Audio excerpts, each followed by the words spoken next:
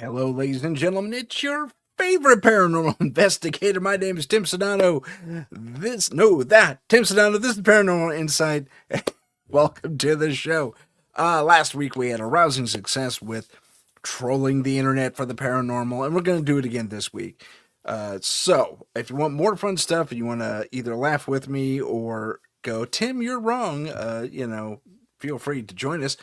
The chat is wide open. We're available pretty much wherever you get the UPRN, or you can go to my channel, which is, turn on the ye old ticker here. There I am. Oh, that's my Gmail. That's okay. You can go there too. Give me a quick little note, and maybe I'll bring you in. So, let's get started. Ladies and gentlemen, we're trolling for the paranormal through my Instagram account at Paranormal Insight. Paranormal.insight on Instagram. I'm going to stop the banner here real quick. Okay, so let's get this up on the stage. The first thing we're going to look at is, and I hate to include people, but I think it's important. The Forrestal MJ12 thing is kind of cool, and there's other fun stuff to look at, but we're going to start here. So let's take a look at this one. She's going to go on for a minute, but this is someone's body cam footage. I'm going to zoom in on it up here, see if I can get that done. So this is really, really, if this is faked, it was really well done. And they also got this here. So, yeah, she goes on to explain a few more things, but look at that. That's pretty darn neat. If this is AI, it's really well done. I'm seeing a bit of a halo as an artifact compared to everything else around there. But, I mean, because I don't see it with the trees here, and I think I may detect a slight halo with that character as well. But, as far as the Dogman and or the werewolf goes, I thought this was relatively accurate to what I would expect from a mid-form dogman and or werewolf. It's crazy that this footage was really caught and no one's screaming from the rooftops about it, because, I would. And this is brought to you by Brooke Stir. She brought this to our attention, so thank you, Brooke, for that. But yeah, that's pretty impressive. I'm gonna have to say, I don't know. I'm gonna say no. Hello to Heidi in the chat. How's it going? You gonna message me about something? Okay, that's fine. So yeah, there's our first one today. So if you have comments or questions or rude noises, don't add rude noises. I'm just kidding. But if this looks like something that, because it's apparently from a ranger's body cam footage, and this zoom is done artificially. You can tell because it gets more and more artifacty, and that could, photographically speaking, account for that halo around the creature. And then there's this one too. There's also something interesting that happens. I want to point it out as the loop comes back around. Yeah, little digital artifacts here and there. So if this is something that is artificially generated, kudos, because they match the background, they match the lighting. It's not that hard to do if you know your way around color correction in CG artistry. And the feet is what does it for me more than anything. I usually look at the feet. You see the way when he goes over and he goes animalistic, how the foot pops kind of on more on the balls of the feet, as I would expect when you're going to all fours. And they even teach that in martial arts and in special forces training to one degree or another. That, that level of awareness with your feet instead of trying to keep them flat, that kind of happens anyway when you do it. If you go to all fours on your hands and feet specifically, not your hands and knees, your hands and feet, They, it kind of happens naturally, but they really enhance it, and just the way it locks in. I mean, the ankle is way up there. If this is the ankle of the beast, it's way up there, and then he stands flat, straight up and out of the thing. So I don't. My guess is because of the artifacting, you saw that little blip around the bush there, and there's more on the other angle as well. I wonder if I can pause this. Yeah, I can. Okay, let's just. Aha. Yeah, you see that little weird thing there? See, this is what makes me think that this was staged. This one in particular. I think the two different shots are relatively different. Um, because it's filmic. Someone added a filmic filter to the footage. So a lot of things are screaming to me this is fake. Although, I mean, kudos. The lighting here in the foreground versus the lighting in the background is really, really well done. Although I will say, I don't know why someone's using a really bright light back here. That doesn't make sense to me. If they're doing flash photography, okay. Still wouldn't need flash photography in a gray setting like this. Um, but yeah, so the push is, my guess is no, this is totally fake. But whoever put this together, they probably used AI to a degree or some sort of CG software to really put this together, and it looks really good. The proportions, if I were to see a dog person or werewolf or whatever, this is what I would expect.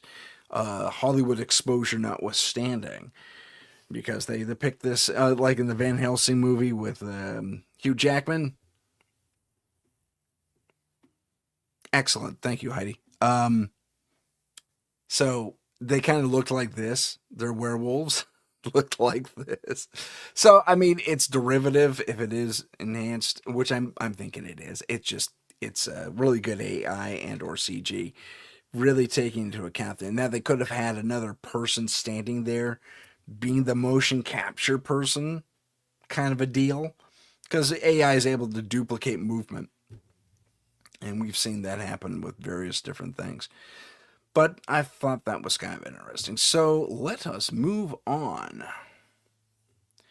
Ron Hill's 1967 Alien Encounter. I'm going to skip that one because the image quality is freaking horrible.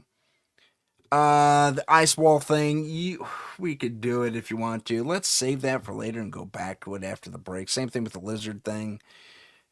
Hey, what's going on? Okay, there we go. We have lots of fun stuff to get through here. And I lost my spot. See, we have all kinds of. Okay, so lizard thing. Attempts on his life because he tried to talk too much about Admiral Byrd's journey. So I kind of went down a bit of a rabbit hole when it came to Journey to the Center of the Earth. Now, briefly, from this point forward, we're going to go a little out of order here. This guy put together a very convincing costume. And here it is. So that's a dude in a costume. And we see cosplayers do this stuff all the time. And granted, the werewolf thing didn't look that thing, but you see where the joint is. He's standing on like a ski or something like that that can really support that kind of weight. And he's still hunched over in his basement or his garage, or I think it's his basement though. So, ooh, he looks so scary. So, just to say, if someone's going to do something practical that doesn't require CG, it's completely doable. And it would be frightening. And look how he's able to move. He's able to stand up real tall. It's kind of creepy. His head goes into the rafters. But, yeah. And then he's going to do a little bluff charge here at the camera. War. And yeah, I could see that happening. And so I'm thinking if we are seeing something that's a little more practical, a little more unexplained, that isn't obviously CG generated or AI generated, it's probably someone in a costume, very complex costume like this. And they're not hard to make these days. Okay, so let's drift over here to, isn't this fun? This is one of my favorites. The cloud. Now, we've all seen this happen.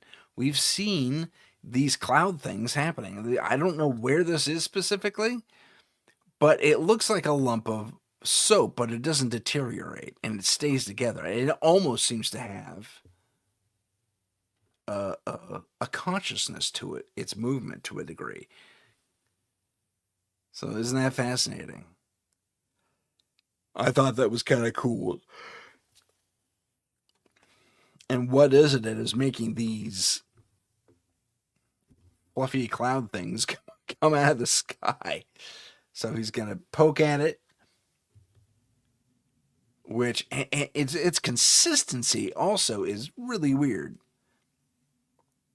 So we're gonna see these guys lose it for a second, and then yeah, here he comes. It's coming back now. Okay, this is kind of a reloop of it, but it's fascinating to watch these guys just kind of play with this thing. And the way it moves around is really bizarre. You see, he tasted it. What's it taste like? Isn't that interesting? And he's able to stick his hand into it. I mean, I'd be afraid of not pulling back a stump, personally. But I don't know how to explain this. I'm not. I know there are certain weather-related meteorological things that could account for this. I don't know what they are. I've heard of them though, but to see this lump of cloud fall from the surrounding clouds is very interesting. Oh, excuse, sorry. Talking yawn. I talk too much, so I tucker out my voice. But yeah, that's really interesting stuff, I think. Okay, moving on. If I can move on. There we go. Uh, Now, this was kind of interesting. This talks about the Vimanas, and that this could actually be a jet cowling. And it supposes that we already knew how to fly. We just had to reinvent the technology. So, to briefly explain this a little bit before I play the clip is, yeah, very intriguing. I agree. The cloud thing. So the video we're about to watch supposes that in the past, especially regarding the very well documented um, Indian texts of old, old ancient stuff, where they wrote about everything, and they even taught us or tried to teach us how to build our own craft that these gods were flying around in. And yeah, step by step instructions on how to make one. And this video goes into this a little bit. So it's a bit of a long one, but I think it's very interesting. And I don't know who did it. Ancestral Explorers gave us this one. Let's see. See if we can call up the sound here. Let's see here. Oh, I reduced it. Myths or symbols. Sorry. The Vedas and the Mahabharata describe. There we go. Hopefully you can hear that.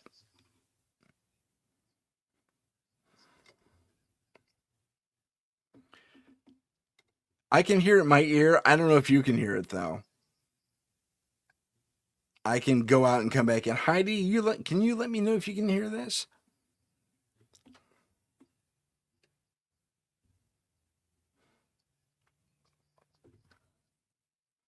No audio. Okay, good to know. Okay, so I'm gonna go out and come back into this, everyone, because apparently you couldn't hear it. So let me dip the microphone down and we'll play it again. They lied to us. Humans didn't invent flight in 1903. We just rediscovered it. Oh, you can't see it. You know what? I'm going to do that again because I goofed on that. My apologies, everyone. So, hopefully you can hear all that. Let me turn up the volume, input a little bit. They lied to us. Humans didn't invent flight in 1903. We just rediscovered it. Ancient Indian texts describe flying machines that I can't get the. They were called Vimanas. These weren't myths or symbols. The Vedas and the Mahabharata describe them in detail. Yeah. Machines that could travel across the sky and between worlds. One verse even says, an apparatus that moves by its own power from globe to globe. And wait, It gets crazier. The texts list how they were built. Vimanas had 31 parts, including a photographic mirror beneath, and were made of 16 rare metals.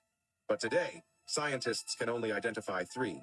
In Tibet, ancient Sanskrit scrolls were found describing their anti-gravity propulsion, a force called lagama, the same power said to let humans levitate. So ask yourself, how could a 6,000-year-old civilization describe anti-gravity and interplanetary flight unless they'd seen it? Maybe the first pilots weren't human. They lied to.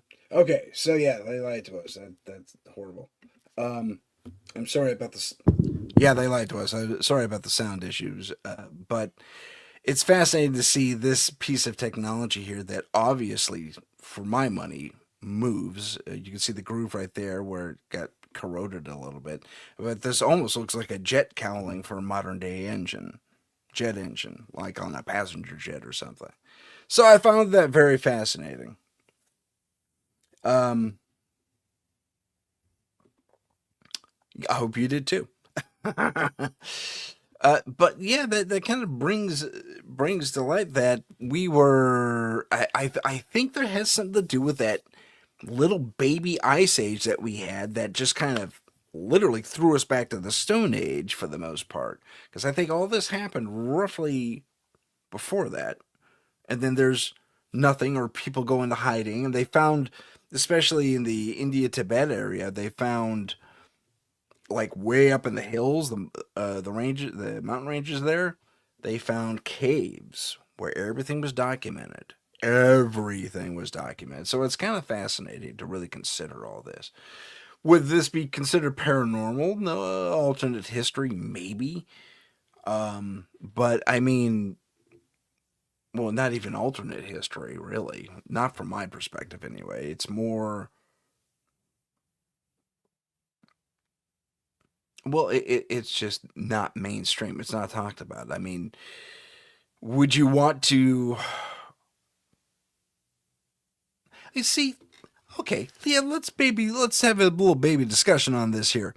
Would you want to be a people, a race who had all this stuff and lost it and then got it back again, or would you? And I don't know why the powers would care one way or another. To be completely honest, but maybe all this ancient stuff gave us regular folks too much power. There's that argument. I mean, honestly, I don't know. So I think it's a matter of controlling the narrative to a degree. So there is a political aspect to it in that vein, in that way. But clearly, to me, given that this thing is designed the way it is, and it has movable parts, you can see the joints where the corrosion is set in. Sorry, talking yawn. Woo, golly, I'm on a roll today. Time for more coffee. Mm. So, powers that be, whoever they are, don't want us to dig into our past too much because we may discover that we had not only levitation and anti gravity and all that fun stuff, um, and we want it back, and we dive into this history, especially the Vermanas and stuff like that. I think I mispronounced that, but excuse my itch there. Um, but it's a matter of having, yeah, we just go diving into it. It's like recovering that technology that was lost and having us pick up maybe 100, 200 years down the from where we apparently were. Although I can attest to this to one degree or another, being former NASA employee and having been in the Air Force RTC program, where you know they they ignore the peons, man. I think that's the greatest mistake. They got to make sure they're alone when they talk about this stuff. But I learned about all kinds of crazy stuff. I said so on the show before, and it is never mind. I've had my own experiences, but to have what I would determine to be if we're sticking to the current narrative, to have, anti-grav and levitation, which is approximate, what would you call that? Another, we kind of have it already. I mean, we know that liquid mercury spinning in a vessel will produce anti-gravity. Um, a toroidal thing. But we've all seen those videos. I should have saved one of those here. But it's also a matter of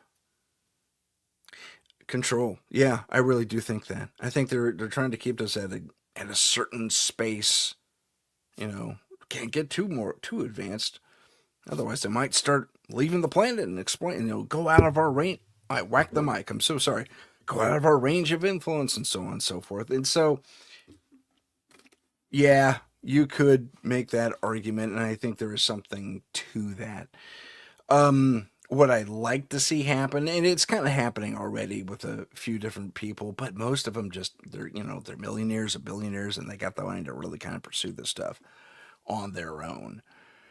Whether they have experience and or exposure to government projects or defense projects or whatever, that would allow us to have that level of technology again. Because I call that, I think we're going to see more practical applications of levitation, whether it's toroidal mercury, lifting up a body or a vessel, but whatever. Uh, I think I put us anywhere from 50 to 100 years away from that being publicly made aware. I hope it's earlier. I'd love someone to just crack open DARPA like an egg, let all the advanced technology fall out. But I mean, that's a wish. I don't think it's going to happen. I can be hopeful, but in reality, I don't think it's going to happen. So, anywho, let's move on to something else. Let's get back into the fun stuff. We show that. Okay, I want your opinion on this. Now, this lady loses her mind because she thinks this is a UFO, but I want you to be super observant and tell me what you see. And let me see if I can turn her audio on.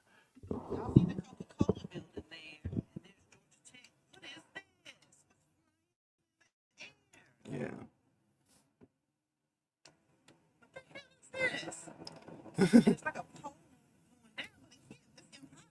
It's impossible. That cannot be anything that's that high. Like the words.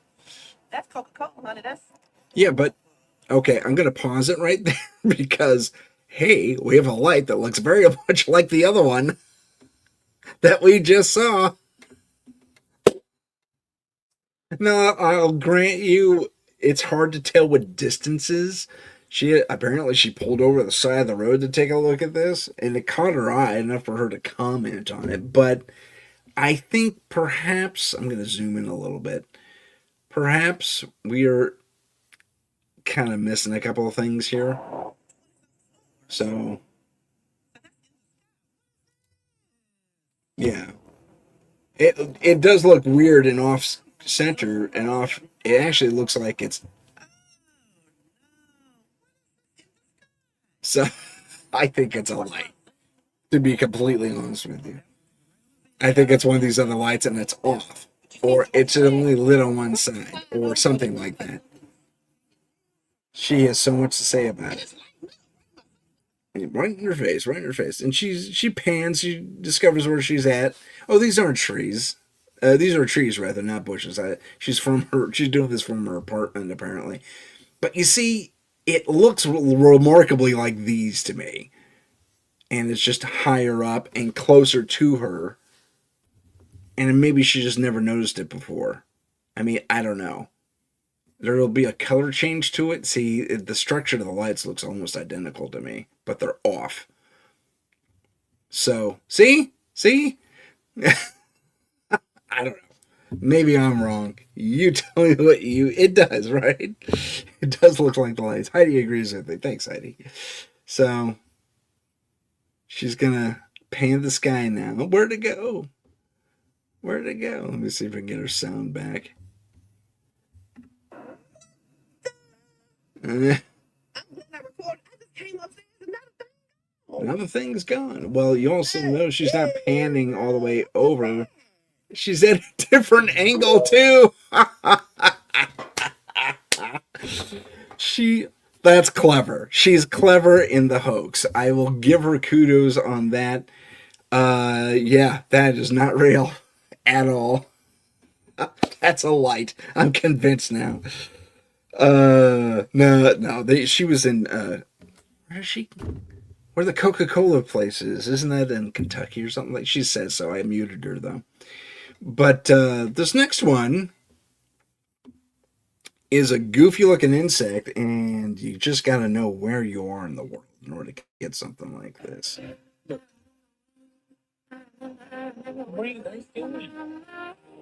Oh no, this is something different. Okay, I'm so sorry. I was thinking of something else. So there's this odd shimmering, and I'm gonna mute the song because look at that odd shimmering. This weird refraction, and it looks like a filter, doesn't it? It does look like a filter, but it's something low and crawling. But then he scans the rest of the grass. If it's a filter and it's an effect on the camera, it's very well done. And it does look like that. But and see, that's where it gets me right there. There's a the refraction goes wonky and actually affects the entire picture there for a second. So something tells, yeah, you see right there.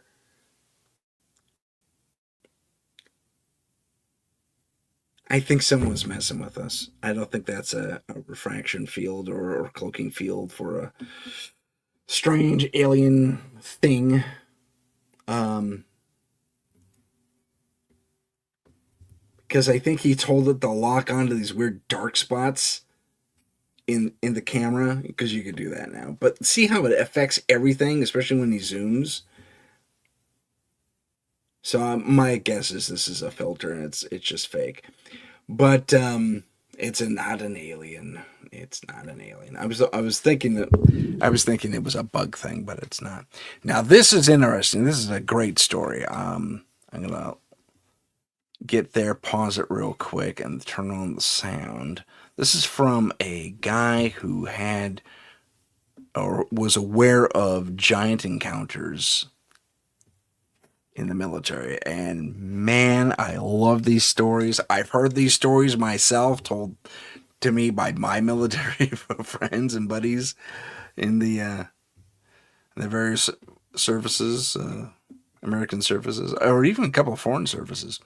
But yeah, I'll just let this guy talk.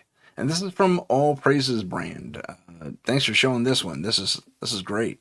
Hey, this team of guys. And instead of finding the Taliban, they were confronted with this very large hostile giant who killed them all. And so another team was dispatched to go and find this missing team. And they followed the tracks and went to the where the last transmissions were from this team. And he said that the story goes that they when they went into the cave, the giant was eating on the guys that had slaughtered, and they were able to take him down. Now, there's another story told by my colleague L.A. Marsuli where he had a whistleblower come to him about this incident, which we're not sure if it's the same incident or a different incident, where the giant speared one of these guys from the second team. Might be a separate story, but not 100% sure. And so they went into the cave, this team of guys. And instead of finding the Taliban, they were confronted with this very large. The story just repeated. But that's fascinating. And it's not the first time I've heard such stories or similar stories. I don't think it's the first time any of us have, really. I keep forgetting to bring the mic up here. Sorry. Are we having fun yet? Okay. So the the Giants of Kandahar is apparently a legit phenomena. There's been reports and nothing released, unfortunately. But wow, whistle blow on that, man. We got UAP whistleblowers. We need the Giants explored, man. There was that one video, and I think it was kind of fake, to be honest, of this dude, this thing, this creature, being, whatever it is you want to call it, must have been 20 foot, and it was dead. It was a dead Sasquatch in the middle of the forest. And these guys are examining it. And at one point they interact with it and they tap its hand in a remorseful kind of way. I don't know if this poor entity went down kind of bad, like maybe it was shot or something. I didn't see anything like it, but if it was a hoax, it was a really good one. And my guess is it is a hoax because the hand is the only thing that's interacted with, and they don't touch the fur. They just walk around it. They just walk around the perimeter of it. The only thing they touch at one point is the hand, and he does that. And that's what makes me think there is some legitimacy potentially to that. If this is acting on their part, well done, nice instincts. It's but when it comes to the Giants of Kandahar, apparently the military has drone footage, thermal, not thermal video from ground units that are picking these things up on from observation posts. Yeah, whistle blow on that, man. I want to see that footage. That would be amazing. Just amazing. Giants of Kandahar and Afghanistan and all those places? Absolutely. Yes, please. Yes, please. That would be fantastic. Okay, let's move on. We are here and we're going to go. Don't worry, I know I got to switch over. Okay. You know, that. All right, I'm going to pass on that one. And we're going to do this one. I think this is. Okay, this is another talky one, so I'll let it go. And I'll switch over. Nope. There we go.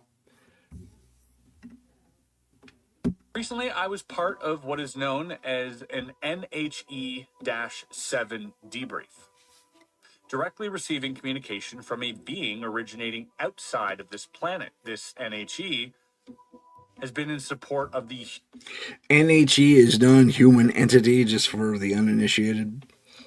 human race for a very long time and will be leaving Earth soon to make way for what is coming. All right. Bit of foreshadowing here, a bit ominous. This is from Area 52. Aliens living here, but he's like, all right, I guess it's time for me to pack up and get out of here because something else is coming. The Earth has historically been a quote unquote battleground for alien species. Good times. Over tens of thousands of years, exotic species have demonstrated magical, actually just quantum, ability to people of this planet to attain local godlike. Okay, I think that's hyper cool to focus on. That magic is really quantum entanglement of some sort, bringing one thing to connect two particles connected across any given distance, but being able to have instantaneous communication with each other to one degree or another. And that's kind of what magic truly is. It's being able to initiate that connection. Isn't that fascinating? We always knew science would explain magic, and there we have it. So we're gonna have to pick up. So yeah, and they're one of the first things, we were just there in India.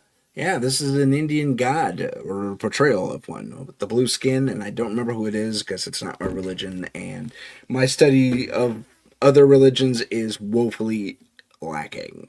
Moving on. Status. Think Mahabharata. There you go. Hinduism. Some of this was for personal gain, whereas some were genuine sacrifice to teach people of this planet how to correctly increase quantum states to positive, what we call integer flows. The repeated destructive flow was eventually stopped after a benevolent species laid claim to this planet and left behind an autonomous facility to regularly audit the planet for any outside interference. This planet has been under the protection of this ever-watching autonomous facility for a very long time. This is now ending due to depletion of local resources, not just on this planet. It has been unable to print craft occupants for a while and has been gradually reducing the size of autonomous bots in an effort to maintain audit operations. I will only answer sensible questions. Okay. Many of flags are being raised so far. Let me know in the comments after that opening message. What is your gestalt? What is your feeling or vibe that this person gives off? Do we feel like this is a LARP? If it's a LARP, it's a very, very good one, I have to say. Given that they answered a lot of questions that I was asking along the way. So as a debrief goes, and thank you very much to Area 52 for putting this out there for the world to enjoy. For me, it answers a number of questions that was even last week were unanswered. So, that's awesome. Chiefly the planetary audit and the use of bots. Probably not mechanical hydro and gear bots that we have today, and we do have some. Some are commercially available, but more biomechanical stuff. So it's probably clone this, that, or the other, and you have a probably a biological or a partially biological brain into these so-called bots that are able to be fed instructions at the digital level and or quantum level. So yeah, I think that's chiefly what we're dealing with. Sorry, I had to adjust the mic there. So I kind of I find that super fascinating that over these thousands of years, and we've heard people talk about this for a super long time. Billy, I just blanked. He just sent me a message today too. It was a robot message. Don't be impressed. Billy Carson. He talked about this in his Pyramid Wars interpretation, and this guy is kind of through this debrief he saw or read about, kind of speaks to that virtually happening the same way. Whether it was Enki and Illeal or not, I can't speak to that, and he doesn't speak to that either. No names are really given. So, but the basic narrative of the Pyramid Wars, as Billy laid it out, is essentially there. And the fact that the bad guys were driven off and the good guys stayed to protect us, and now they can't anymore because they ran out of resources to continue to build their bots for corrective stuff when it comes to auditing our planet. Not the first time me or anyone else watching this has heard that. So keep that in mind. I find it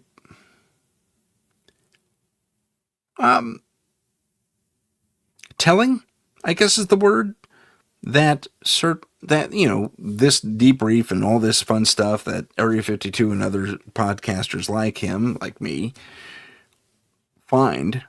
Oh God, I wish I had his resources. This is second and third hand knowledge over here. That's ridiculous. But this information coming out now, we're talking about 2026 being the year of the disclosure and the awakening and all that fun stuff, which is delightful in its own right. But is that what's really going to happen? Is it going to happen like that? Or is assuming we're going to take what Area 52 guy says, or the debrief he read says at face value, does that mean the whole... okay, I said it before. I mean, we're a little off topic right now, but we all remember 3-Eye Atlas. I say it's a rock. I still say it's a rock, but now some have said, "Oh, we can't talk about 3-Eye." Freedom of FOIA requests. Freedom of Information Act requests are suddenly being blocked. Cannot confirm or deny, and we don't have stuff to talk to you about it. That's a little suspicious. That could be an implanted false flag. Misinformation at the information level. Who knows? Honestly, I could see that happening, though. Just to have something to deflect to, especially if the was it Project Bluebeam plan still has life, although that thing's been exposed left, right, and center. Wow, the bots are on. Speaking of bots, they're all over my chat right now. Cheap viewers, come on. If they're watching, they're watching. If they're not, they're not. It's okay. Big hello to all you viewers and listeners, by the way. Love you guys. Thanks for tuning in. But you know what? We're going to have to get back into it. And for all of you listeners out there, you can jump on the live stream and join me live. Watch this live at, let me pull up ye old banner here. There it is. Oh, that's not it. Allow me to edit said banner to include the right information. That's so silly. I'm very sorry about that. That's it's ridiculous, and I can't spell. Yeah, but okay. So let's basically move on. But it's still a fascinating thing that 3i Atlas and all this other information that Area 52 guy put out there. I'm sorry, Area 52 guy, your name escapes me. I think it's Kevin something. But I didn't want to mess it up, so you're Area 52 guy for now. Okay. That looks about right.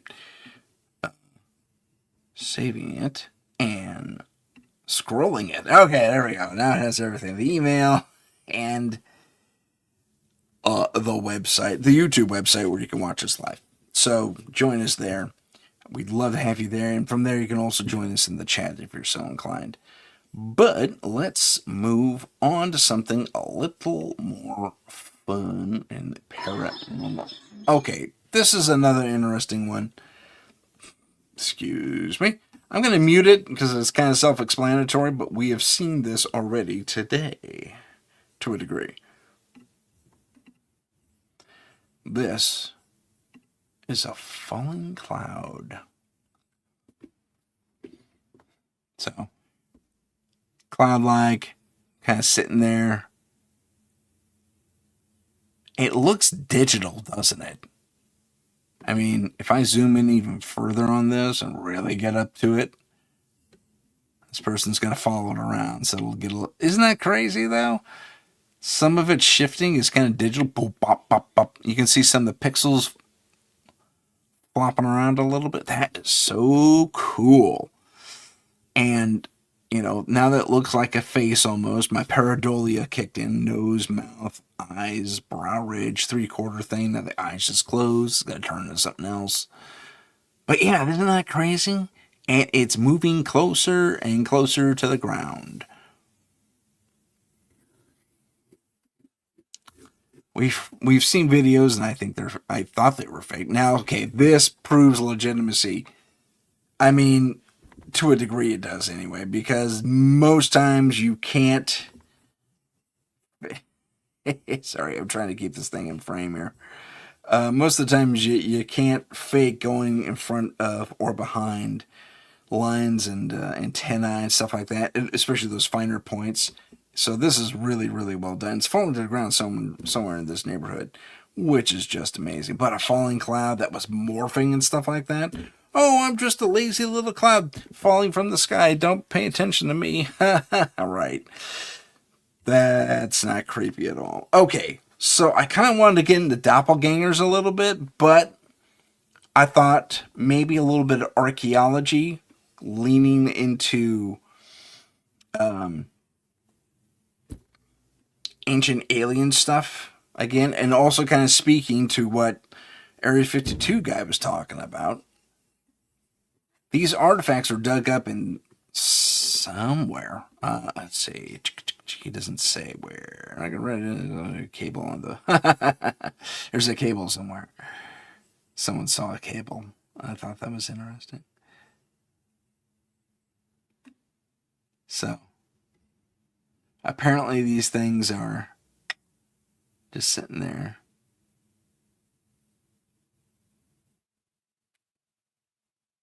Yeah.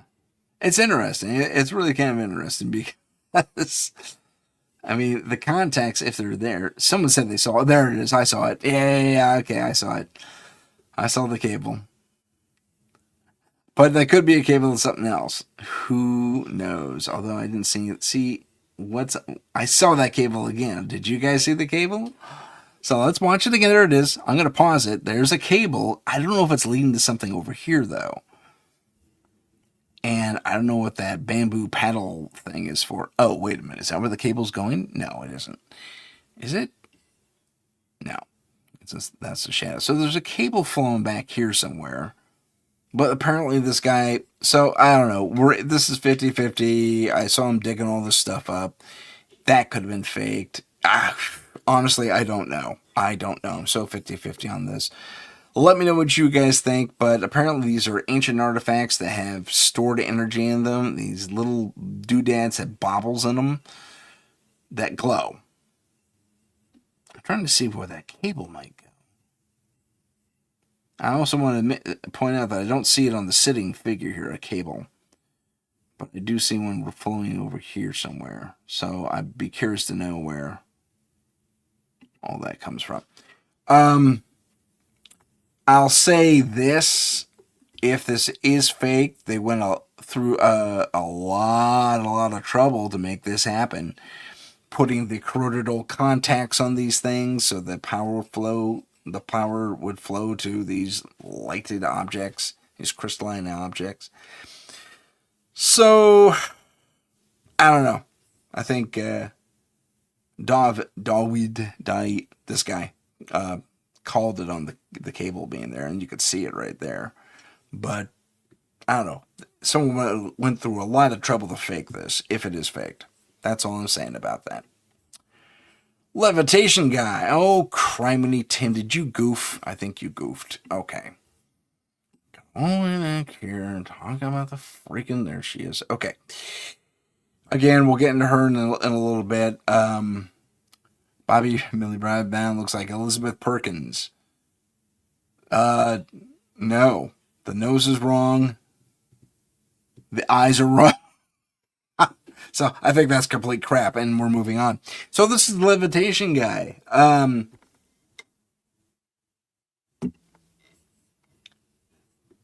And basically what he does is he focuses, and he puts that thing there.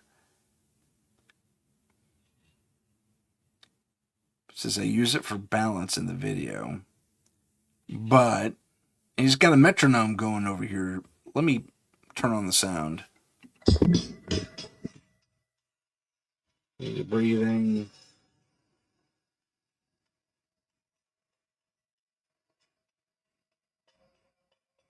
I'm looking for alternate shadows here.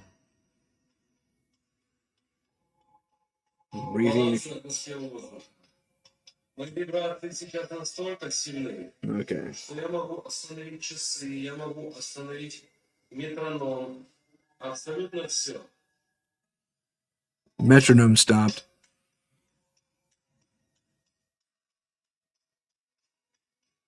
Это уже называется баланс. Balance.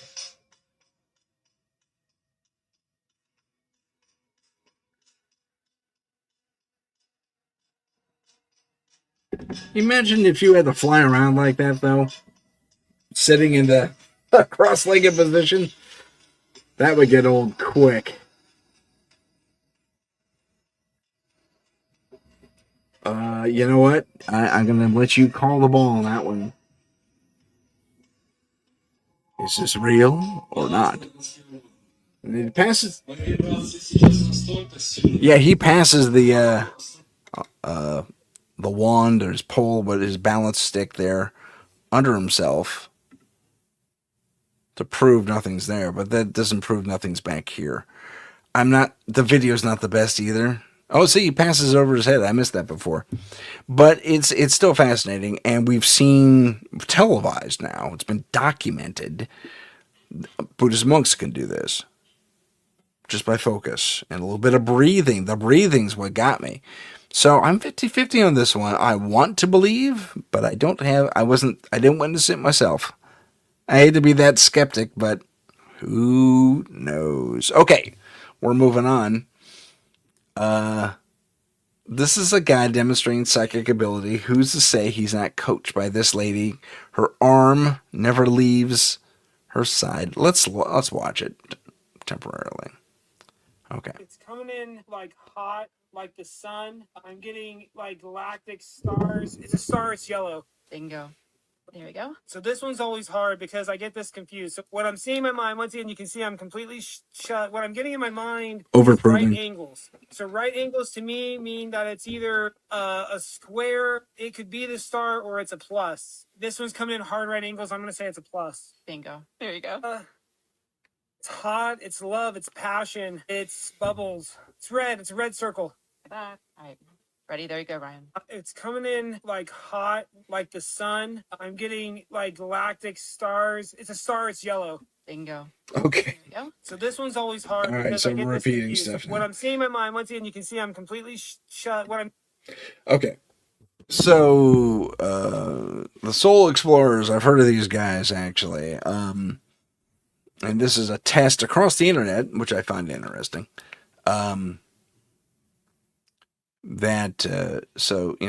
He needs professional blindfold, sleeping mask kind of thing to pull this off. But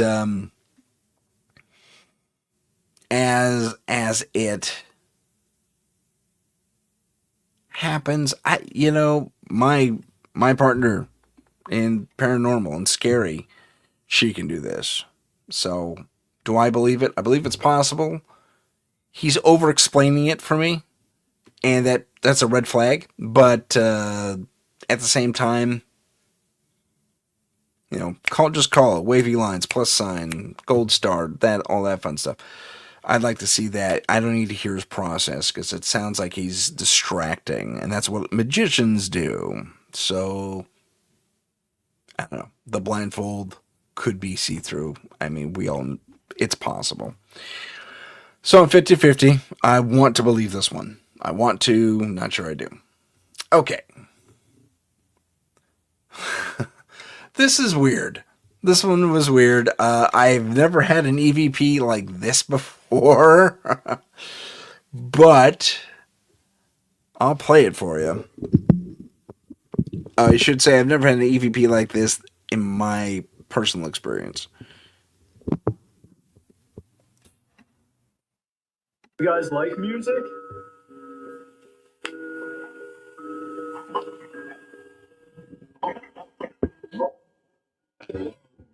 I love music. That's completely possible. We've had weird stuff happen on our thing, so I tend to believe this one, or I should say, I want to believe this one.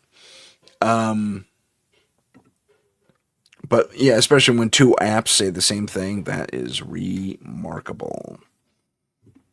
That's a weird artifact happening behind me. Let's see if I can clean that up. Oh, it's a mic. Yep, that's my microphone, kids. Sorry about that. Okay, Heidi, this one is for you. We have the secret planet or secret moon in orbit around our planet here, and this woman in Colorado claims to have caught it on her tape. So let's give that a listen. This is the planetary-like object at Wolf Creek Pass in Colorado on the FAA weather cams. This object is rotating in the sky. You can see it. These spots or whatever they are, clusters, they kind of look like lights or something. They also you can't see it. I'm so sorry, guys. It's in the sky. Otherwise, it would not be being picked up. There we go. This is the planetary-like object. Okay, we'll watch it again because I goofed. On the FAA weather cams. This object is rotating in the sky. You can see it. These spots or whatever they are, clusters, they kind of look like lights or something. They also rotate with it. It's in the sky, otherwise it would not be being picked up. Okay. This is the planetary-like object at Wolf Creek Pass in Colorado on the FAA weather cams. Where's This object is rotating. Okay, so she recorded the FAA. She recorded the FAA weather cam, and she spotted this secondary world, this plasmoid kind of world, spinning around up there.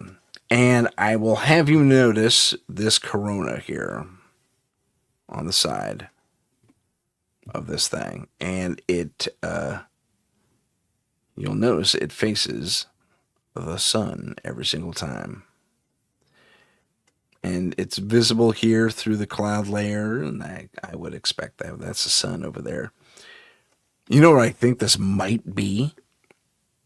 Because if anything were that obvious, it wouldn't just be obvious in Colorado. You know what I think this might be, though? It's even with the rotation, because I think it may be a refractive, not reflective, but a reflective aspect of our sun. Kind of like lens flare, but not. It's like a pinhole camera effect kind of happening. If you happen to know what a pinhole camera is. And you kind of see everything upside down and reverse, from the outside. It's really cool. It's a no photographic effect. But I think she's actually seen the sun there, like a refracted version of it. Not refracted. I keep calling it reflected, but it's bouncing off the lens itself, and it's shining straight back onto the covering of the lens, and I think that's what she's seeing. And this would almost, the rotation and everything, I think she's looking at flare points on the sun. That's the sun she's seeing. Isn't that cool? That's a really cool grab, actually. That's an astronomical thing right there. It's pretty awesome. And even under the cloud cover, she's saying, see, there's the sun and there's the real thing right there. So I think she's actually seeing like some weird effect. The lens, sometimes lenses have pinholes in them on these security cameras, especially if they have a zoom capability to them, just to clear water and stuff like that. But it's really fascinating that she caught that. I want to zoom in again. But yeah, I think that's actually the star. It does look very cool. I'll admit that, but I think she caught the sun. And it does spin that fast, by the way, and it has all these weird blobby things all over it. So, very cool grab. I'm going to call that the sun, though. Okay. Here's a little Mandela effect for you guys. And this guy is positive, just positive of what he saw. However, I do remember it differently. Do you remember? 1922 was built in Washington, D.C. We all seen it. We've all learned about it. We all had social studies. Now, what is Abe doing? If you remember, like I remember, he's sitting in the chair. No, see, there's the fist right there. Both hands are rested on the armchair. But guess what? It's not. In this timeline, one of his hands is a fist, and one is resting. I got to be completely honest with you. That's exactly how I remember it. Like this. So is this a Mandela effect? No, I don't think it is. And honestly, the Mandela effect is, for my money, from my own personal experience, I've been on this earth for almost 54 years now. And I've seen a lot of stuff. But when it comes to the guy for which the effect is named after, some say he died in prison, others say he never died.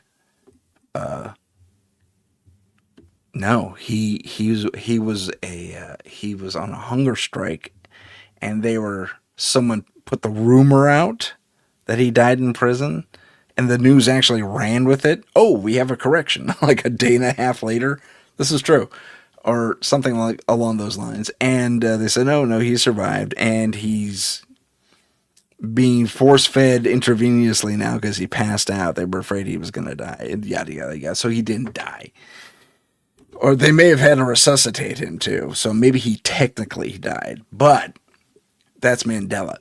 But I remember this, the fist on the armchair and the two hands. Other depictions who have recreated this image, the statue in Hollywood films, have done both hands. Sorry, my mic's in the way. Have done both.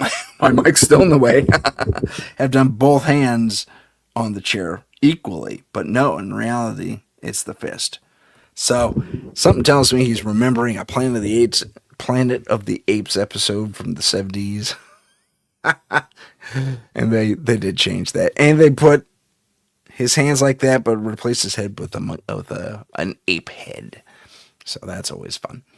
I'm going to have to call BS on this particular Mandela thing. Okay. For my money, if it's a cloud or a UFO trying to hide as a cloud, yeah, get fluffier. Learn lesson from the falling clouds. Because this is a little obvious. I'm not going to play the sound on it though, because it's just ridiculous. But let me zoom in. This is from Beyond the Radar. Thank you, Beyond the Radar. But see, okay, I'm going to pause it. Let's see if she goes back in for a sec. So, okay. Never mind, she's staring right at the sun back here. So it's a little blown out. I will say it's weird to have that kind of a formation without a peak or something kind of making that formation happen. And if it is a UFO trying to cloak itself, it kind of messed up. Who's going to report this? We look like a cloud. Well, from a certain perspective, yeah. Now, there are disk-like clouds that form in the meteorology.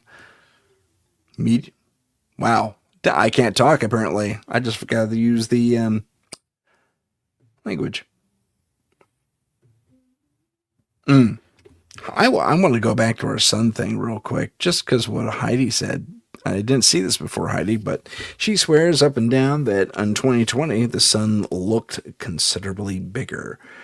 You will also potentially remember that in 2019, apparently, when CERN fired up, I think, that was one of the first time shifts, so who knows, right? But I don't give that any real credence, personally, but I know there's been interesting things happening there. But, yeah.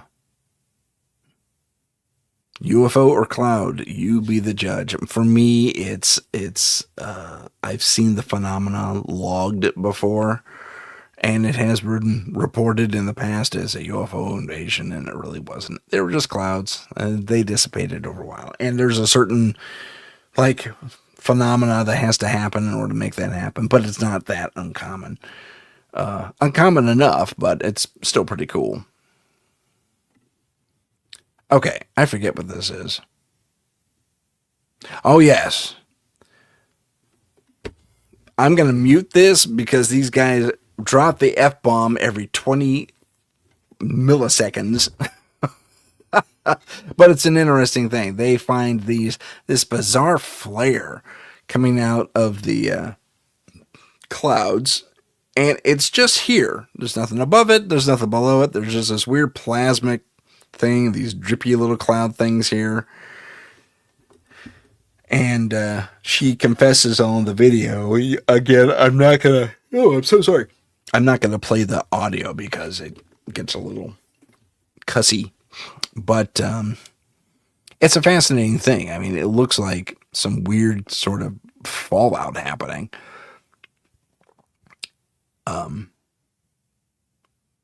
And kudos for the capture. And we see little plasmoid balls forming. So I don't know what to make of this. This could be some UFO activity. It certainly is. That's exactly what it is. Actually, it's UFO or UAP activity. And there's a street light over there. So yeah, that's bizarre. Something was happening. Something was happening. Alrighty, let's get over to me real quick. Hello again. We're going to take a short break. But before we do, assuming I can make this happen, because I was having trouble earlier. Let's see here. I'll tell you what, let's just do the things, and I'll bring this up in the background later. I'll stop that screen. Oh, I stopped it all. Okay, let's just take the break, and we'll see you in about 2 minutes, give or take, assuming I can find the thing. There it is. See you soon. This is the United Public Radio Network, 107.7 FM in New Orleans and 105.3 in the Gulf Coast. UPRN talkradio.com. Esoteric programming at its finest. Long ago in the ancient world, the Trebus Omnes Lux, later known as the Tridents, were celebrated heroes, defenders of humanity against unspeakable monsters. Today, they continue that sacred duty in secret, hunting the dark evils that lurk just beyond the shadows. They are the Trident of Light.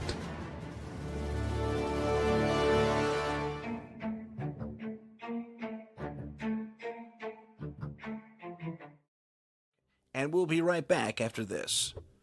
Hi, ladies and gentlemen. My name is Tim Sudano, host of Paranormal Insight, a weekly video magazine that reaches 500,000 viewers and listeners every week on average, and the number is only growing. Connect your brand with our curious, dedicated audience who want authentic content and authentic brands. For further information on putting your brand on the show, contact me directly at paranormal.insight.podcast@gmail.com. That's paranormal.insight.podcast@gmail.com. And we're back, ladies and gentlemen. Welcome back to the show. Today we're going to talk about the strange and the unusual.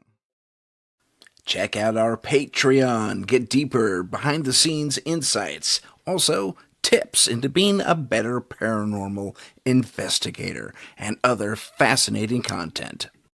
Follow us on Instagram at paranormal.insight. Stay informed on upcoming shows, see what paranormal trends we're following, and help us reach 50,000 followers by liking, following, and sharing. Don't forget to follow us on YouTube at paranormal_insight. Click the live tab to see our latest videos.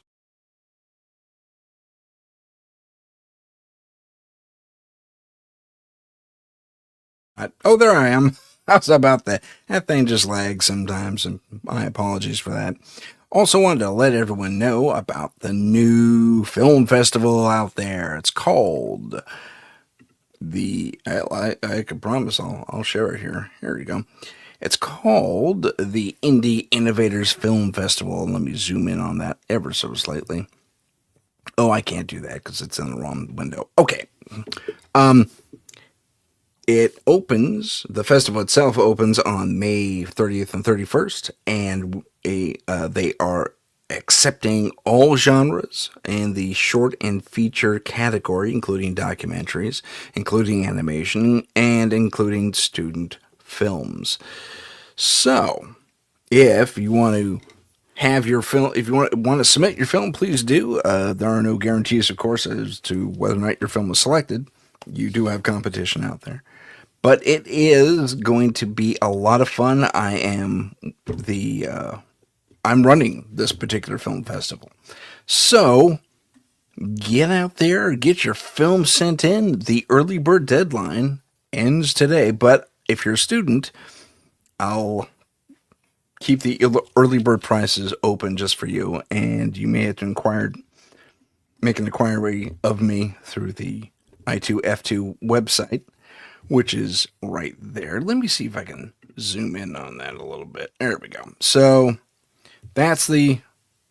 So you can go to Fest Home, or you can go to scruffytux.com, which is my production company since I'm hosting the show, and check us out there. I'm also going to leave the QR code up there for a few minutes, and I'm going to rotate it up ever so slightly. There we go. And then I'm going to zoom out. Okay, I'll just leave it there so you can take a picture. Then we'll come over here. I'm going to show you some important dates. We launched on January 29th. But let me tell you about the awards. Awards for Best Picture throughout the whole thing. Even if you don't get an award in your genre, you can still get an award as a Best Picture. Best Male and Female Actor, Best Director, and then we have the genre awards, which is Best Drama, Comedy, Sci-Fi, Horror, and Documentary. And who knows, you could, with the exception of you could have a docudrama, I don't know. But you could do a run. That happened to a friend of mine. He won a French film festival, like all of them, like all the categories. He won. Good time. Is a good story. Yeah, it's always nice. But we like drama, comedy, sci-fi, horror, and of course documentaries and experimental and all kinds of fun stuff. So join us at the Indie Innovators Film Festival on festhome.com. You can find us there, or if you want to register directly, you can go to scruffytux.com/I2F2. And badges will go on sale probably mid-April if you want to just attend and support us that way. Thank you very much for your attention on that. I will close this, and here we go back into trolling the paranormal. That's not it. Is that it? Sure, that's it. Okay. So, back at it. This guy talks about uncontacted tribes. I'm going to not do that one, but I will do this one. This is on the along the lines of don't whistle at night and don't answer the door when you know that the person who is supposed to be there is not there, or whoever this entity says they are. It's kind of creepy. This is creepy. This is a good one. Okay, this guy pops in.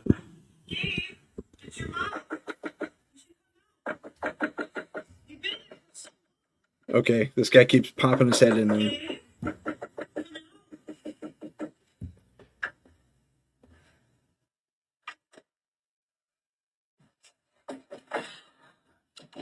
Pops the door. Oh, that's creepy. Okay, he's still keep. That's the guy who runs this. I wish I could find the original video.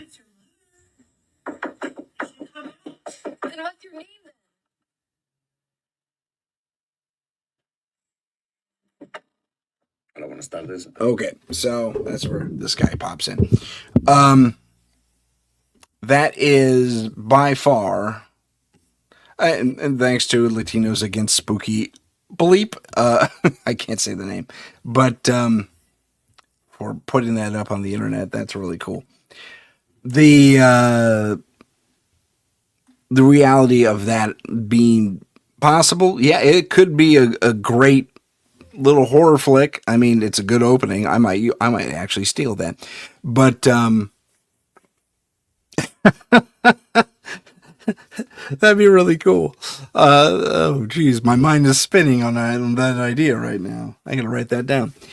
But does that happen in the paranormal for real? Absolutely it does. And especially in the more rural areas, this appeared to be something of an urban setting.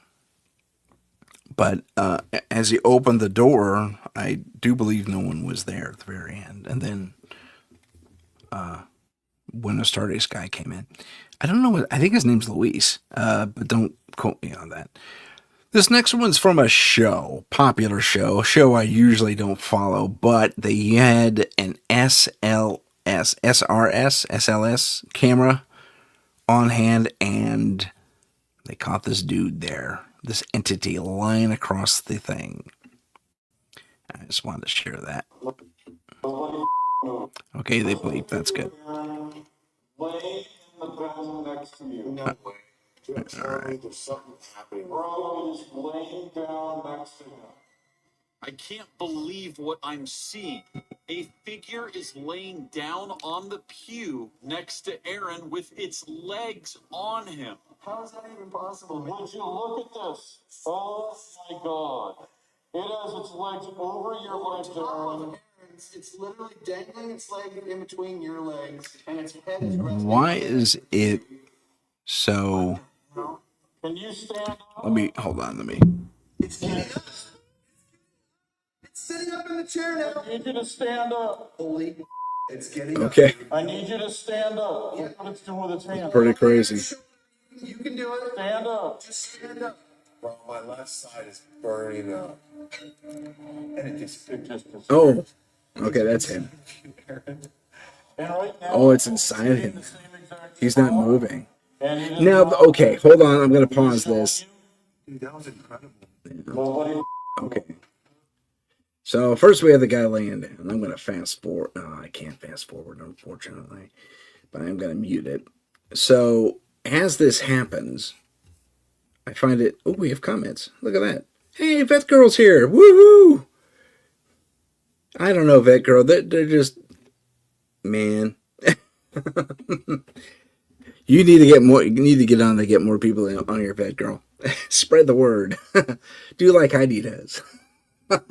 You don't have to. I'm just teasing. And I'm so happy to have you here. But look at the. So the SLS camera does this. It is actually designed to. Sorry. It is actually designed to interact with the human form. It'll do this goofball LiDAR thing and identify the human form. And then you could use it to interact with games. I think, oh, I forget now. One video game system or another used this. I think they still do, like the Wii or something. And then someone said, "Well, if it can identify human forms, how can it identify, I guess, human forms that aren't there as far as, tangibly?" And apparently it can. We've seen this happen before. There's a couple of famous videos regarding SLS cameras and their ability to capture entities, big and small. We had an experience, my team had an experience where we caught an entity about that big. I'm not even close to kidding you. Maybe about the size of my head. That big, sitting and watching us and peekabooing in and out of a fireplace. That was interesting. Could have been something like a gnome or something. We don't know. But something Fae related. But then this thing, it's later on when this thing stands up. I single quote that. And sits in this guy's body that for me, it's designed to see a body. Although it isn't seeing his body, which is interesting. That for me, just, I don't know, kind of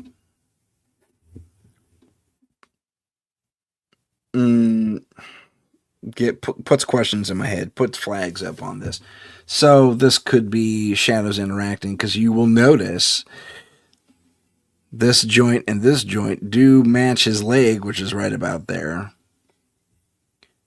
And while we have this, foot thing here, and that don't line up, they still are also kind of parallel to this lower part of his leg. So that could be just a falsification, a bad read.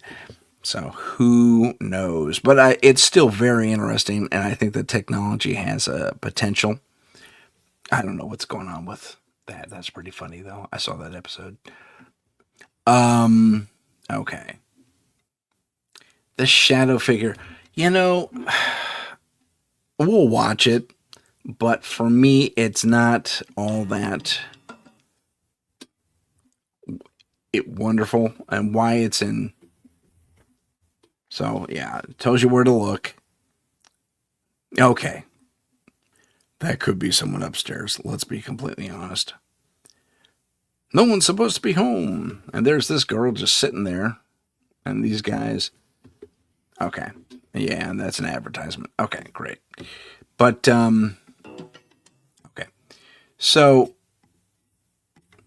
yeah, okay, that's a close up of it, but that's definitely someone walking. See, that's easy. That I think they just found someone walking around upstairs. Whether they say, so no one else was there but us. We were all downstairs. That's easy to fake. And so I had to, while they may be completely right that it did happen, no, I can't give it that level of legitimacy, just because it's too easy. The form that was captured is too human looking, and it looks like it could have been falsified just to get a click. Who knows? I'm not saying that's what happened. I'm just saying there's too many questions to, like, if they had another camera up there at the same time and we see the shadow going across the wall and the other perspective from downstairs, then I'd lock in on it. Maybe they only got one camera that for some reason is in full spectrum. I don't know why, but that's their prerogative. But yeah, so let's take a look at some UFO activity. So someone has a really good phone, and they're going to zoom all the way into the moon here, and then I want you to keep an eye on that dot as they zoom in. It's really cool. And then we see that happen. So we can see that, gosh, a really good phone. Must be one of those new Samsungs. But this thing launches something. Now, that could be us. That could be China. They were on the far side of the moon at one point. This thing actually disappears over the horizon. So that could be what that is. Someone captured the Chinese lander. That's done. I think we have a couple landers up there, too, to be honest, besides the stuff that we had up there in the 60s, or have up there in the 60s. So I think that's very possibly, and actually kind of looks like it, the Chinese moon landing. That's pretty cool, though. But nothing paranormal, not to my eyes. Okay, this one is messed up. Fair warning, you're going to hear a bunch of demonic screaming. It's completely illegible. I don't think anything bad is happening. I mean, it sounds like, I take that back. It sounds like something very bad is happening, but it's just a bunch of screaming. I don't detect any language. I don't know. So I think it's okay. But this guy gets a voicemail. He gets two of them, actually. They are horrific. Just coming out of the blue as they're investigating this place. And this is brought to us. David found this one. And I guess Mr. Nightmare brought it to our attention. Video, though, the man's phone doesn't even ring. He just gets two straight to voicemail notifications. No phone number or any contact details attached to the voicemail.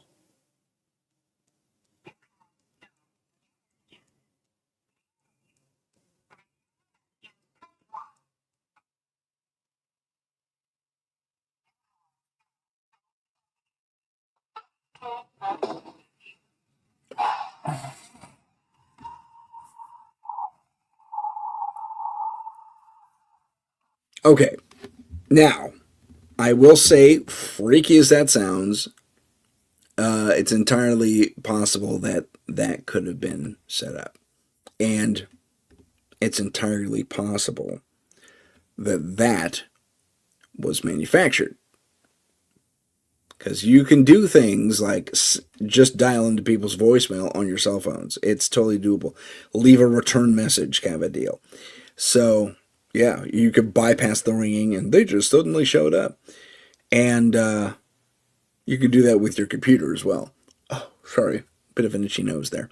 So, while I'm not looking to cast aspersions on this team at all, and having heard of other investigators I do trust, not that I distrust these guys, but at the same time, I don't know them.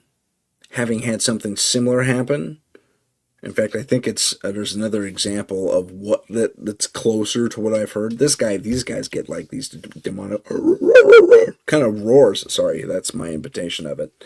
And it's not that hard to do. You just breathe in and engage. Oh my God, your vocal cords. And I cough like a moron afterwards, but you know, and there you have it.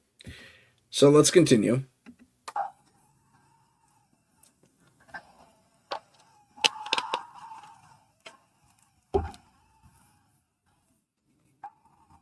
In fact, that it's just inhaling and making funny noises. I think that's what it is. I think this is faked. That's what it sounds like to me, anyway. So we'll move on. That's faked. Called it. Okay, David brought us another one. The crop circles thing. Hotly debated. This is Linda Moten Howe on Ancient Aliens, when they're talking about crop circles and messages and what it means. Sorry, talking young. And you know what? I'm going to leave that to personal interpretation where you go. And we only get half the story on this for starters, for that part as well. This guy goes on for a long minute, and I don't want to subject my audience to him. So oh gosh, so many. It's so easy to get out of this stuff. Okay, find the guy. There he is. There's a couple of these that have, like this dude with the creepy stuff. I think he gets a little. But I want you to watch the hands. See those two shiny bits down there? Onto his side? Yeah. Here and here. Keep an eye on that. And then he starts, oh. And even that doesn't get the nope. So, red eyes staring back at you. And he says, oh, I got an itchy. Yeah, look what I got here. I think that's a dude in a mask with lights on his head. Because the camera person is super extra calm. Personally, that's a jump back thing. You know, my my personal survival instinct says, nope, giving this thing some distance, although I would also hit it with a huge amount of light. I wish I could brighten this up. If this is a costume, it's I don't know, those look like very plasticky, shiny hands to me in a costume. So who knows? Yeah. So my first blush at that is kind of costume, because that would warrant a bit of a freak out factor on my personal. I cannot make this thing work. There we go. So, big thanks to Earth Phantoms for that one. That was good. Yes, I love Linda Moten Howe too, although Joe Montaldo has informed me on her being less than authentic in some of her reportings, although I do find her very credible. Yeah, this is a lesson on driving through the Appalachian Mountains and running for good reason. Let's get the mic closer to the thing here. I think there's swearing, so yeah, there is. Oh no, we're out of here, and they're even saying it on the screen. But so, or that weird little baby cry, fake baby cry thing, that's creepy. Entirely possible. We've heard and witnessed such things before on this channel and on others. This one's fun. I think this is a trick of the light and the video camera, because it was to you borrow a different term, for lack of a better term, rather, the cat. Well, you'll see the cat ghosts. So there's the kitty. And it's going to lick itself. And they say, this is a spirit cat. I've been feeding it. But suddenly it disappears. Well, the spirit cat has fleas, apparently. Lots of licking. And then, zoop. Okay. And then it disappears right there. I wish I could rewind that, but I can't. So it'll loop, and we'll have to let it loop. I'll zoom out ever so slightly. Okay. So here's the kitty again. I'll keep it right here. It cleans itself. Scratches itself. Licks itself again. And then watch it go across the street. Okay. Now, it's entirely possible, given the amount of blur on this thing, that thing probably took off super quick, and the timing of the frame rate couldn't keep up with it. I don't think it literally disappeared. I think it shot across the street. Or hung a quick right and went after something in the gutter. I don't think the cat disappeared on him at all. And the resolution of this is so, and you can even see it. Yeah, you see that it trailed a little bit over here. So it just ran faster than what the camera could pick up on. That's what it was. Sorry, not a spirit cat. Very sorry. I know that everyone wanted that to be a ghost. Okay.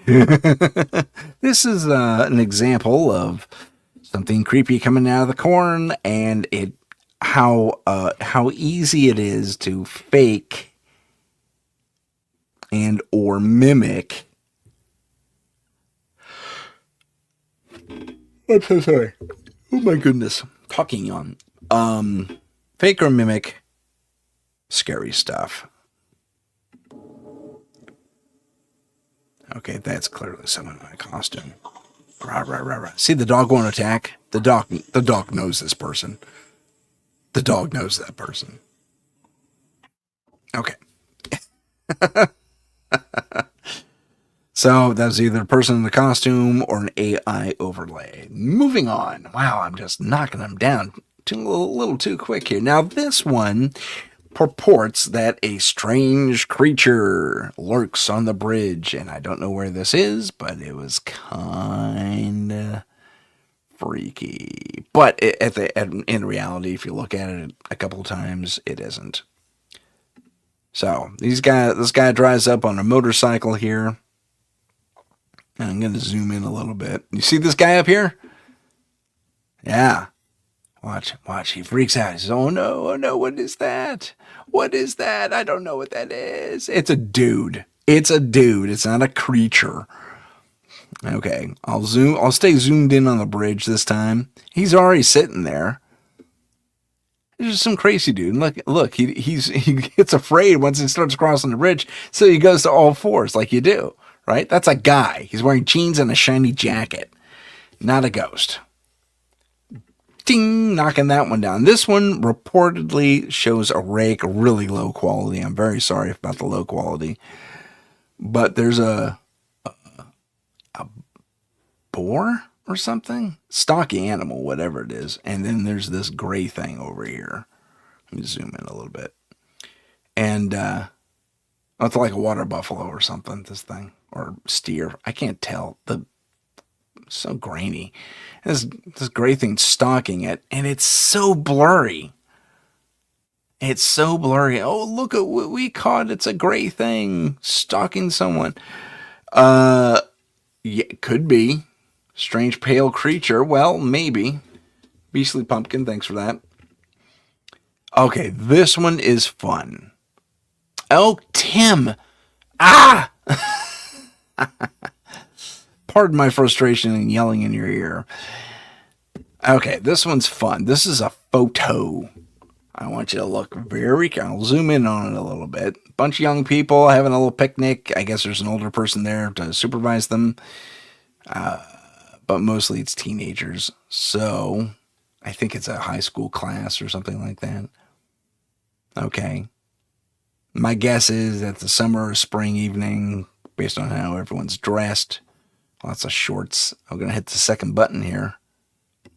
Okay, no, we're not. Okay, this is an overexposed version of the same photo, and you will see a face here, and you will see a face here. Ghosts? I don't know. Let's go to the next photo. Someone zoomed in on this one.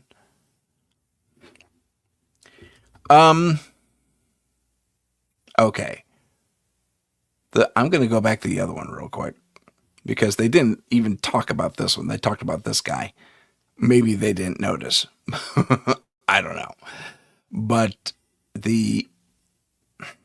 for me, this is possible spirit photography, although you are doing this at night under a limitedly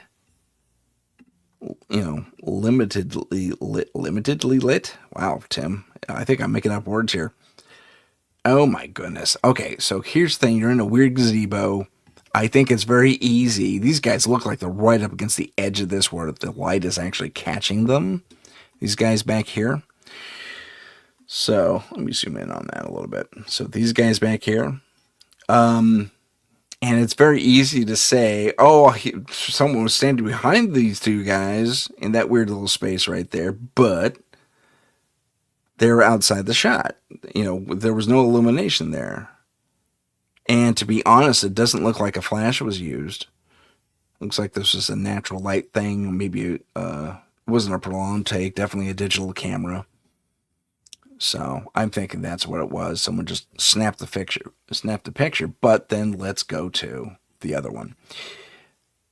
This face does look a little downcast, like the light was hitting them super weird. They're illuminated from the top a little bit. And if their light is blocked by these dudes here, I can see that happening. And then the light here kind of also reflects the fact that this individual is standing on this side of the larger light source, but outside and in the back, possibly being blocked. So, for my money, oh gosh, there's another face right there, I think. There's a few faces in here. This could be spirit photography, but at the same time, I don't know. It could be people just standing too far outside the frame for the camera to catch. Who knows, realistically. I'd like to go back to that wider shot, this shot here. I want to look at the ground.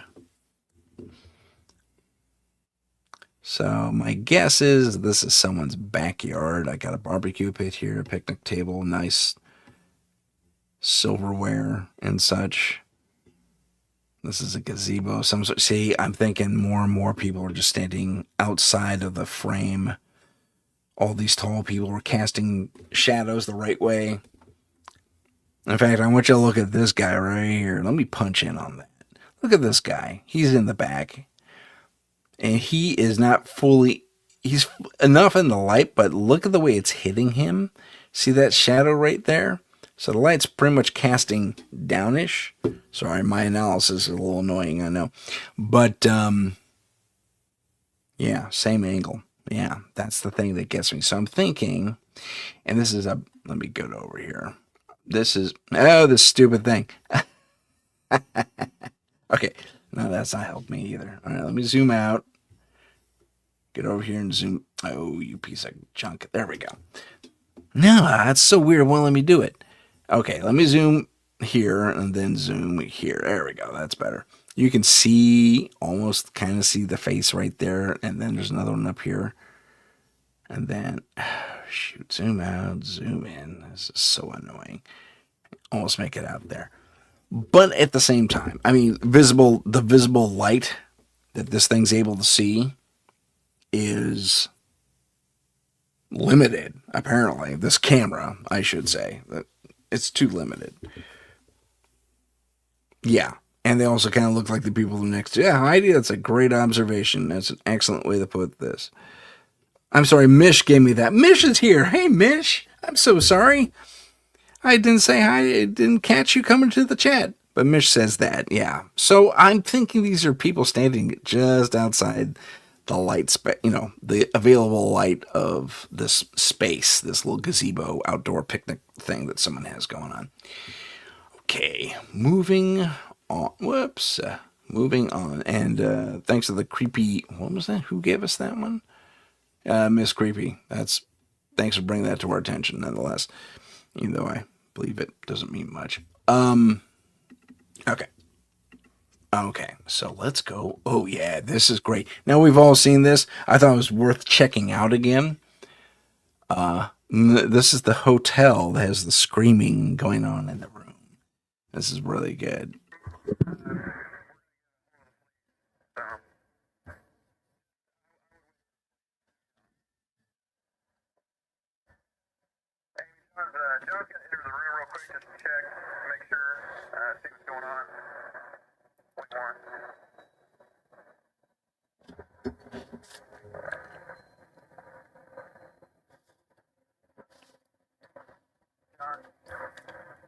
Okay, real quick, I want everyone to look right here. Now, it could be an artifact of this crappy camera. However, there seems to be some shadow play there. I never caught that before until now. And, yeah. So keep an eye on this. Let me know if you think that's just video artifacts, because this thing is full of them, I'm not going to lie. Or if you think this is shadow stuff. And we may play this once or twice. See the lights blinking?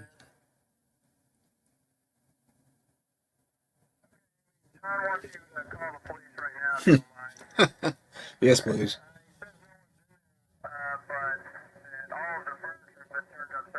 Oh, I wish they showed that.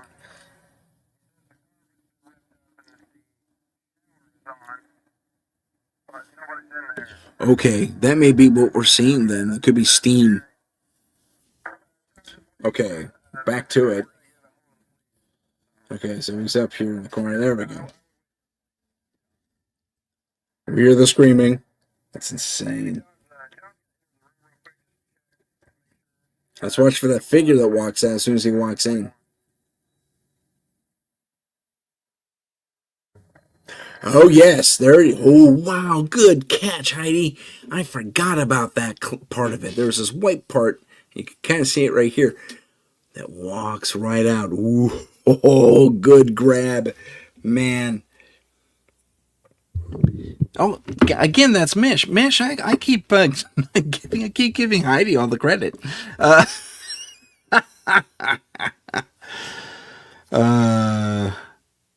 Good times. So Mish, good catch, good capture. Anyway, so yeah, legit, absolutely. In my book, yes, absolutely, absolutely. It's. I wish I had a larger budget because I would want to go and visit these things and investigate them on my own. Heidi isn't wearing the cool hat. You are correct. You're the best. This one was disappointing. It's cool, but at the same time, so we're going to skip it because we just look at this guy's face and his reactions, which I think is a bit of a flag, red flag. And then here's another piece of, you'll see. Look at this thing. Look at this crazy thing. Okay, so it's a chupacabra, classic chupacabra, with the spikes on its back and everything. Look at the bunnies; they run toward it. The bunnies want to be in on the action. Bunnies would be in a hutch. P.S. Not there at night. Okay, very AI, very cool though. I found that very interesting. They got the eye shine down and all that. Very well done. Very well done. But fake. Just to let you know. Okay, this one is interesting.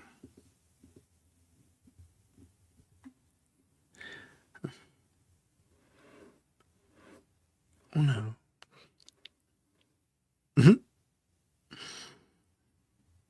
Yes, Heidi is cool and awesome in her own way. Sorry, there's a lot of stuff happening in the chat over here. Let's take a look at this one.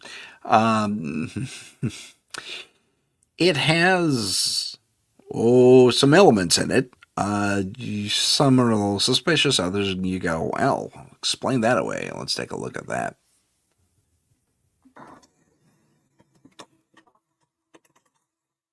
A big dog-like creature in this busted-up little rabbit.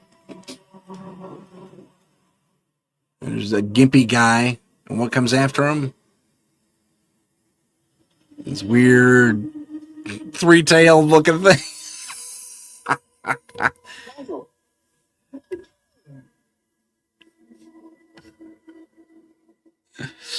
Yeah. It's good times. So his dog's looking at something, and it takes forever for him to go around the corner. And this creepy music's there. Golly. And there's something staring back at him. Okay, now this is cool. It's the same creature we saw from Topside. As I look at this, it's a crappy video for starters. Very artifacty, but the shadow play works. It's working well. Here it is again. It's making funny grunty noises that somehow the camera caught. Maybe it's at the right frequency. Who knows? But I just find it fascinating that someone's really trying to sell us on this creature. Kudos too, because the lighting's right. We have a light source somewhere, here-ish, where my cursor is, but like here-ish off screen. And it's shining down, and there's light back here somewhere, and it's hitting the right spots on the body. So my guess is AI is lending its, hand to this. And it's just such crappy footage. I think the legs morph a little bit too. So I don't know. That was, yeah. For my money, I'm gonna say no. Scary, absolutely. Great imagination, and it's not like we haven't seen these creatures described, or had these creatures described to us. This could be an insectoid that we've heard and read about.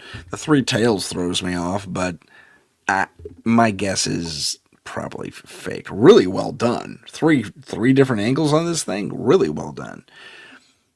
But I'm gonna say faked, and I don't know why an alien creature, intelligent or otherwise, would be strolling.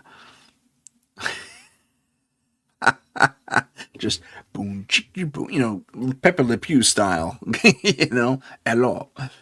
Wouldn't that be funny if you had a French accent? But I will, yeah, very creepy. I agree.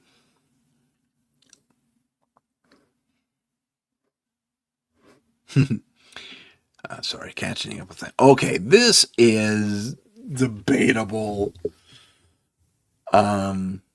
Because you'll see why. You'll see why. The It Clown icon.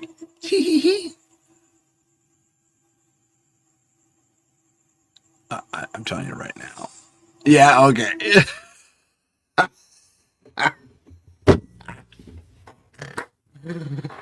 Okay, the fact that this thing had amazing sound and it's pointed right at that girl in the gate.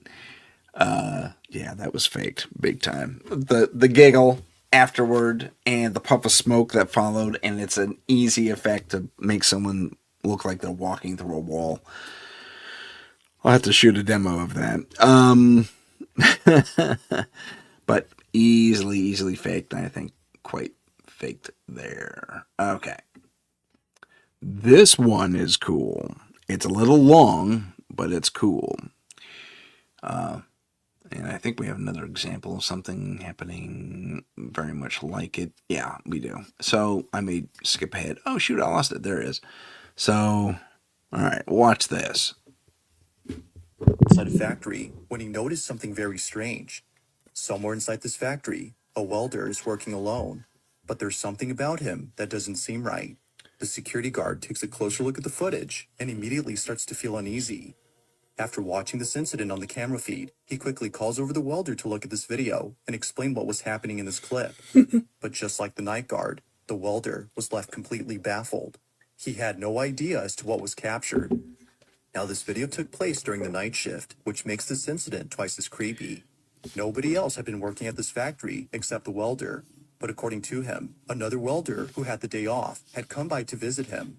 They had talked for just a bit before the night guard called over the welder to look at this footage. But after watching the video, the welder was left speechless. This is what was caught. Watch this. This is pretty great. This is screen glare because someone's recording a screen.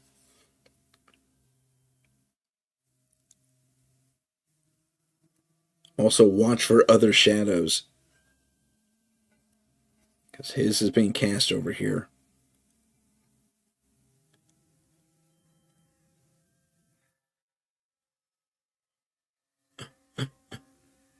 Oh, yeah.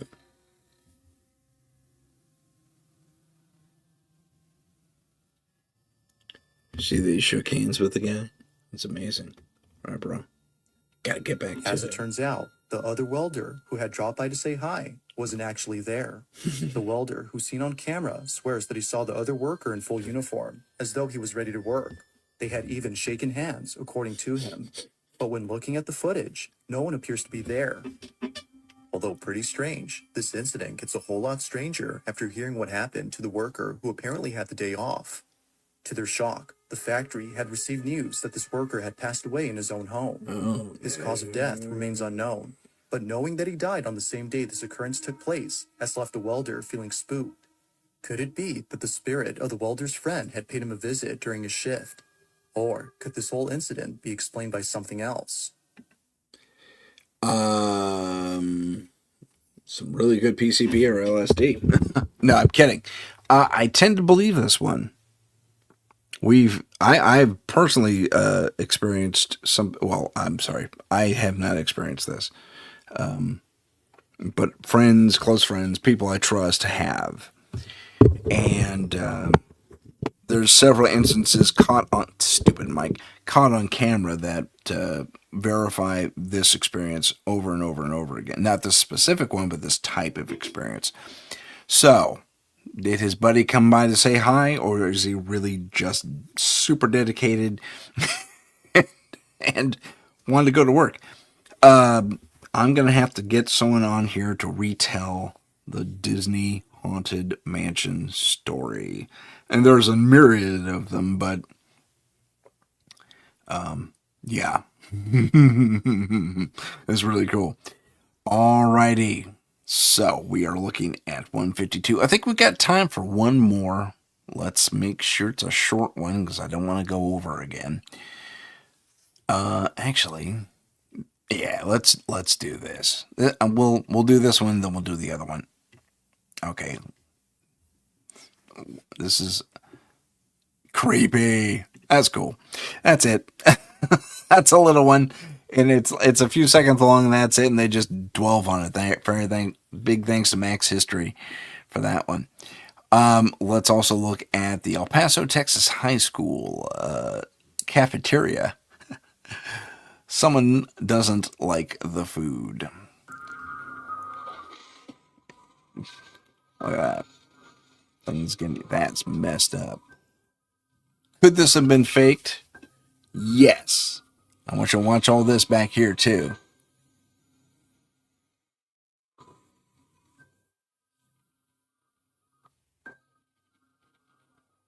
That looks like steam to me back here.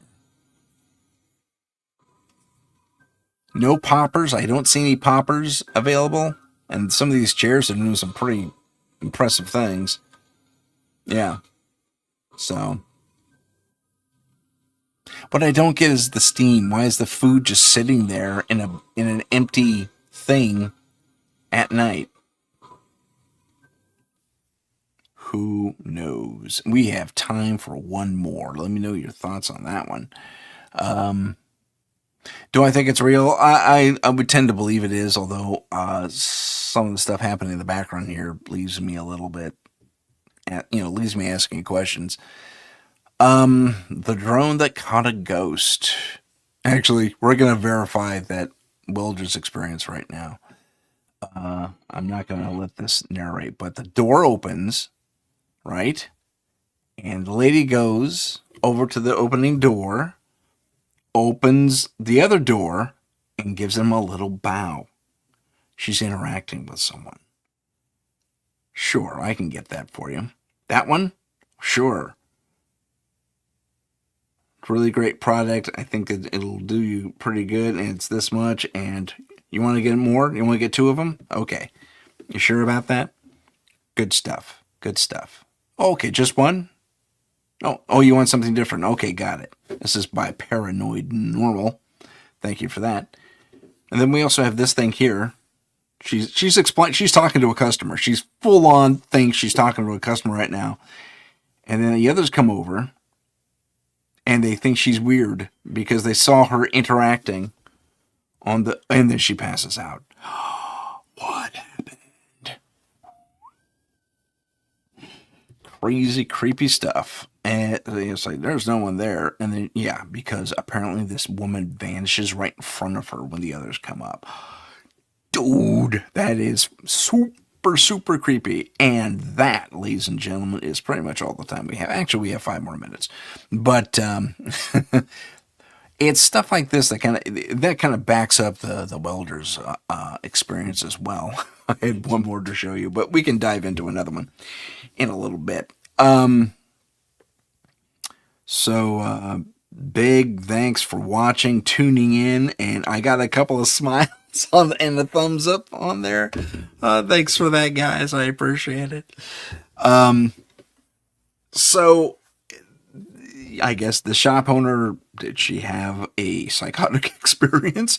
But the door's open, man. And she interacted with whoever was there. Okay. And then the welder guy shook the dude's hand. Okay, so these are either phenomenal actors, and this is all a horror story set up, or they experienced the paranormal and, beg your pardon. That was kind of rude. My apologies. Thank you. Yeah, gratitude to you too, is Heidi. I love bringing you guys this stuff. We may do a number 3, depending on how next week goes. It's getting a little old, but there is some more fun stuff. These guys here, for instance, you can't see it, but there's guys who see La Llorona, and there's a shadow person that creeps around, and another guard having a full-on conversation with someone. Oh, wow. And it's just chock full of stuff. And there's a couple things we skipped, so we can go back there too. But thank you for joining me. Once again, my name is Tim Sedano. This is Paranormal Insight, and we will see you next time on... Oh, Mish, it's morning. You're in Australia? Okay, good stuff. Well, good morning to you. Have a good rest of the day. Take it easy, everyone. We'll see you next time on Paranormal Insight. If you have a paranormal experience that you would like to discuss on the show, please email us at paranormal.insight.podcast@gmail.com. That's paranormal.insight.podcast@gmail.com.